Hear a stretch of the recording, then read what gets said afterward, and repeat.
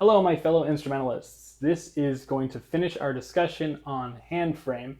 If you haven't seen the other videos yet, please go look at them. This is part of a multi-part series about the mechanics of shifting. If you have trouble shifting on your violin or viola, this series is for you. Now, understanding intervals is key to helping us make sense of our instrument. As you see here on the violin, we don't have frets like we have on guitar or other stringed instruments.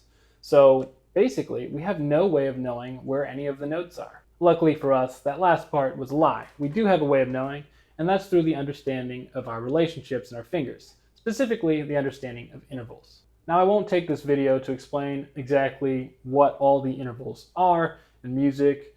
I think that's been done plenty of times on YouTube in videos unrelated to shifting. In fact, I'll place a link below to one of my favorite videos that I use regularly in my teaching to help explain the concept of intervals to my students. Today, instead, we're going to specifically be focusing on two important intervals as they relate to our hand. Both of these intervals are considered seconds. We have the minor second and the major second. I'll be continuing to refer to these intervals as I have in the previous videos as half step and whole step respectively. The half step being the small interval and the whole step being the big interval. We can feel those intervals conceptually on our instrument as thinking of them as finger widths. So I think of a half step generally as thinking of it as the width of a finger. So if I place my first finger on the A string B natural and I wanted to place my second finger a half step away, it would simply be next to it. If I wanted to place it a whole step away, it would of course be a space away. Specifically, I would think of that space as being about a finger width away.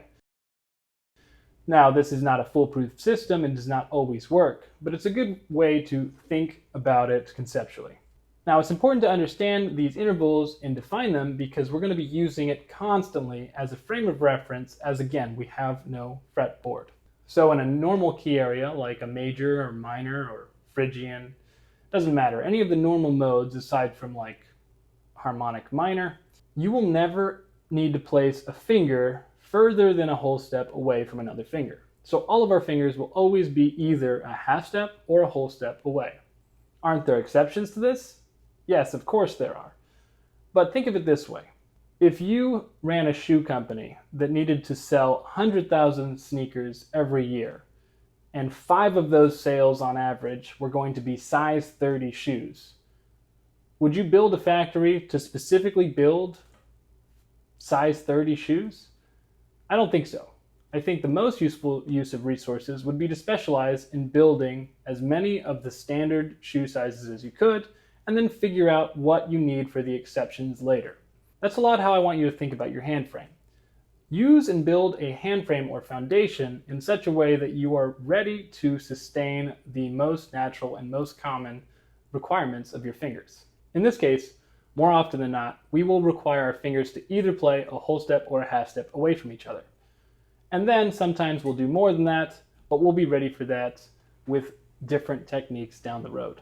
So with all that in mind, as mentioned in the previous video, I defined hand frame or position as a placement of the hand in such a way that you're able to comfortably finger all the normal notes in that position. In other words, you can place all of your fingers up to a whole step away from each other comfortably. So when we place our first finger and our fourth finger, instead of thinking about our fourth finger as being related to the first finger, that's a pretty big distance to try to comprehend. Let's use the fingers in between and understand their relationships. So for example, in the key of G major, on the A string, we have first finger on a B natural, second finger on a C natural, third finger on a D natural, and fourth finger on an E natural. We understand those relationships as having a half step between 1 and 2, then a whole step, and then a whole step. Rather than worrying about what 1 and 4 are, just understand the in-between fingers and place 4 with those data points in mind. This doesn't necessarily mean that you need to have your second finger and third finger down. What it does mean is that you want to play the violin or hold your hand in such a way that your fingers are close to where they, quote, want to be. This is because we want to understand our fingers as not being in a vacuum. Remember, we don't have any frets on our fingerboard, and therefore our only frame of reference is ourselves. Using our in-between fingers gives us a better point of reference and ends up allowing us to play in tune much more consistently. We'll need to know about our in-between fingers as we progress through shifting, as sometimes the relationships between them change between positions. Don't forget to like, comment, and subscribe as you want to see the next video, because we'll be talking about how the bow works when we're shifting. And remember, if there's a piece of music that you're interested in hearing me use this method to figure out, please post it in the comments below. The most interesting option I'll use for the final video as an example for how to use all this information to practice and master a shift.